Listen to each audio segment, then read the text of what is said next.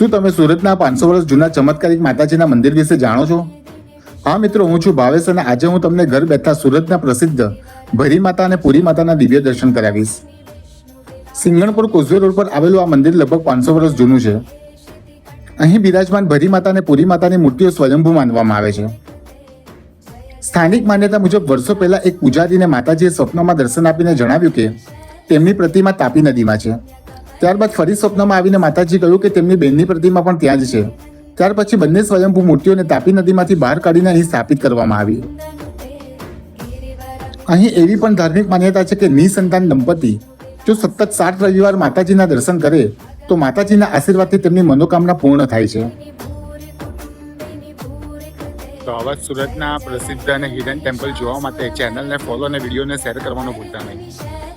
અને કોમેન્ટમાં જય માતાજી જરૂર લખજો.